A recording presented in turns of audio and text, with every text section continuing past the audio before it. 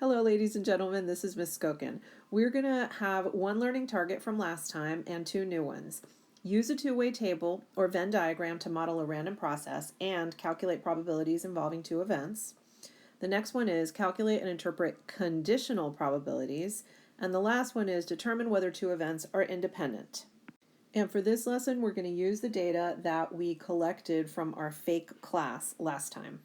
If we randomly choose a student from the 30 in our fake class, what would the probability be that that student can do the taco tongue or do the evil eyebrow? So if you remember, or means that we add the probabilities, and the probability that the student can do the taco tongue is 20 out of 30.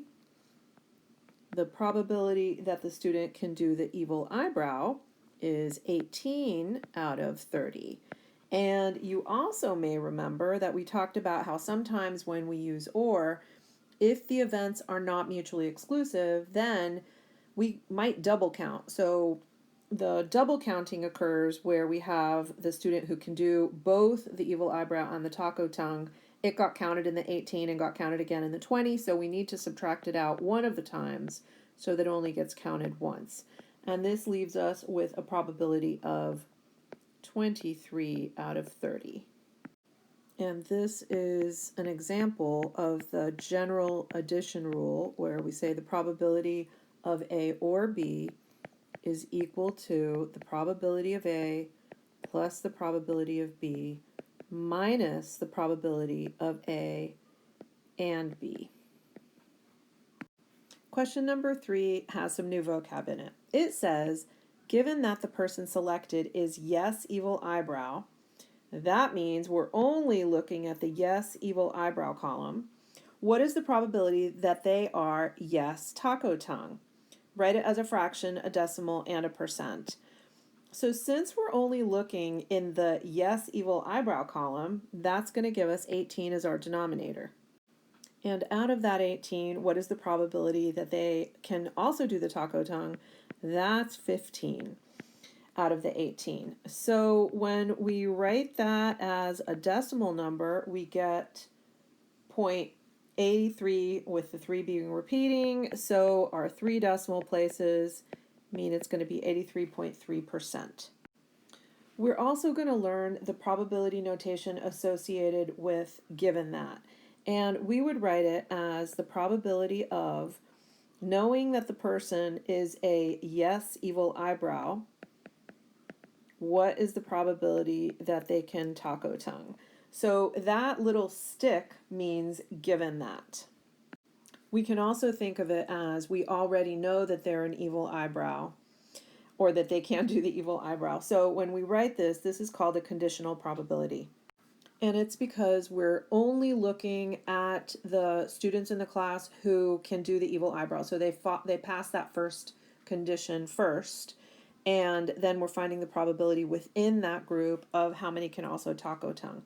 We've got another given that question in number 4, and it says, given that the person selected is a no evil eyebrow, what is the probability that they are a yes taco tongue? So that means out of the 12 who are a no evil eyebrow, how many or what's the probability from that group that they are also taco tongue? So that's 5 out of 12. When we write it as a decimal number, it's 0.416. Repeat. And when we write it as a percent, it's 41.7%. And the probability notation is going to look like probability of, and this time our given that is a no evil eyebrow. What is the probability that they can taco tongue? So this is what it's going to look like. We've got a new definition.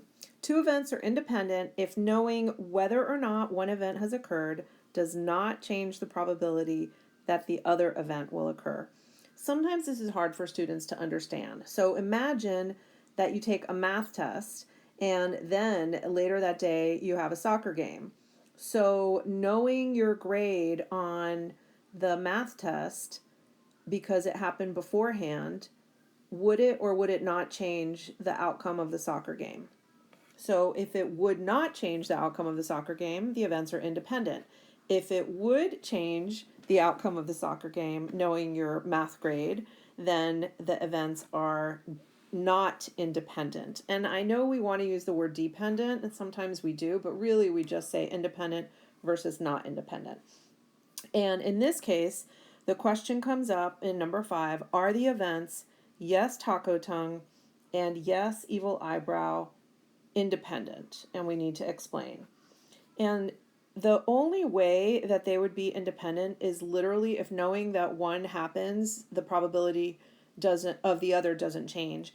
And in this case, you can see that we ended up with different probabilities for questions 3 and 4. So in question 3, what is the probability that someone has a taco tongue or can do a taco tongue, knowing that they can do an evil eyebrow? In number 4, what is the probability that someone can do a taco tongue, knowing that they cannot do an evil eyebrow? Because those two probabilities are different, then we know these events are not independent. And if somebody can do an evil eyebrow, there's a higher probability that they'll be able to also do a taco tongue. Let's take a look now at a larger group with regard to the ability to do the evil eyebrow and the taco tongue. So let's pretend we took a survey for all seniors at North Broward, and I know that there are not 600 seniors at North Broward, but pretend with me. And this is the data that we were able to fill up our two-way table with. Now, we're going to find each of these different probabilities using the data in the table, and we're going to write as a fraction, as a decimal, and as a percent. To start with, what is the probability that any randomly selected senior at North Broward can do the taco tongue? Because we're randomly selecting from the whole group, our denominator is going to be 600, and our numerator is going to be the number that can do the taco tongue, which is 480. As a decimal, that gives us a 0.8, and as a percent, that gives us 80%. B says, what's the probability that someone can do the taco tongue knowing that or given that they can do the evil eyebrow? So we're going to look only at the evil eyebrow total, which gives us our denominator of 200. And out of those 200, how many can do the taco tongue? That is 180. That gives us our numerator. So as a decimal number, it's 0.9, and as a percent, it's 90%. The next question is also a conditional probability, and this time we're finding the probability that the randomly selected student can do a taco tongue, knowing that they cannot do the evil eyebrow. So the not evil eyebrow group gives us our denominator of 400, and out of those 400, how many can taco tongue? That's 300. As a decimal number, that gives us a 0.75, and as a percent, 75%. Part D asks, are taco tongue and yes evil eyebrow independent? And the probabilities are different, so we're going to say no. They are not independent. That means that whether or not someone can do an evil eyebrow changes the probability of them being able to do taco tongue. Question 7 says, fill in the table as if the events were independent. Now you'll notice we have all the same totals, same column totals, same row totals, and same grand total. But this time, if we're going to fill in the table as if the events were independent, then all of the cell entries need to be proportional to the totals.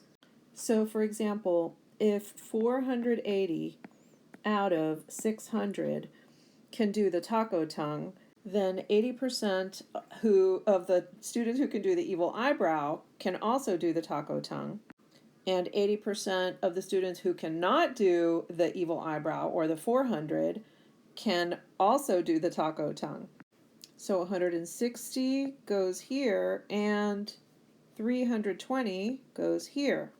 Now that we've got those cells filled out, we can figure out that the difference between 160 and 200 goes here, and that's going to make it proportional. And then here, the difference between 320 and 400 goes there. And the 40 and the 80, the 160 and the 320, and the 200 to 400 also all have the same relationship.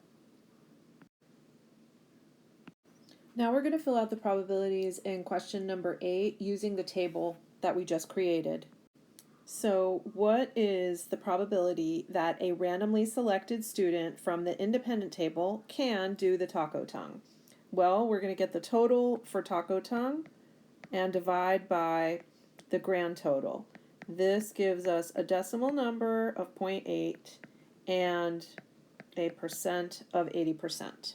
All right, what about the probability that someone can do the taco tongue out of or knowing that they can do the evil eyebrow? So we're going to use a denominator for evil eyebrow and the numerator of those who can do the taco tongue.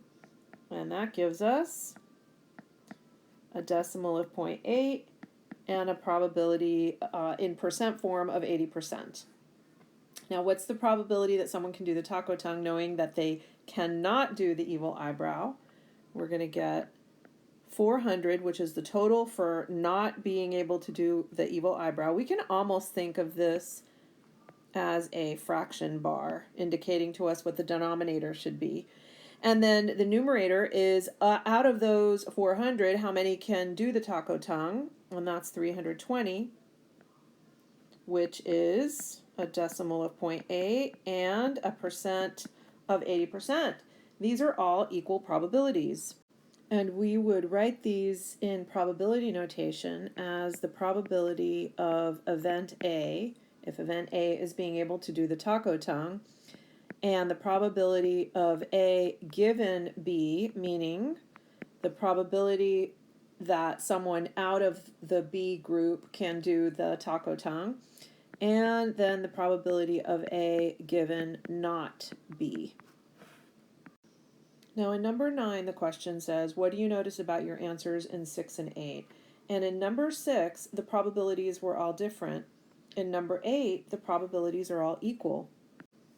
In number 10, it says generalize. Let's complete the following statement using a formula.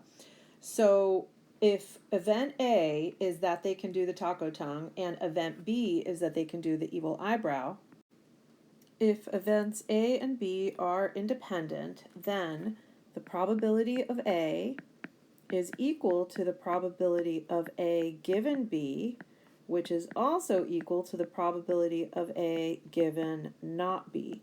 And this is the definition of independent events, and this is the way that we can prove events are independent. Let's summarize everything that we've learned in our box of important ideas on the next page. If you remember our learning target, we said that we were going to be learning about conditional probability. And in probability notation, it looks like the probability of A given B.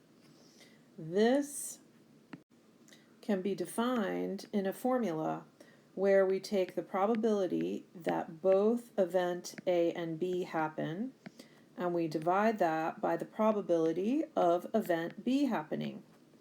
And again, we can look at this as the probability of event A happening knowing that event B happened. And I think I mentioned previously, we can interpret that given that bar as a fraction bar. Okay, let's take a look at the next learning target. The third learning target was all about independent events. And we can look at independent events as when knowing one event has occurred or has not occurred does not affect the probability of the second event. And in probability notation, we would write, if the probability of A is equal to the probability of A given B, or the probability of A given not B, then A and B are independent events. So you should be ready for your check your understanding questions. When you're finished with the questions, remember to go onto Canvas and look at the posted guided notes to check your answers. I will see you back in class.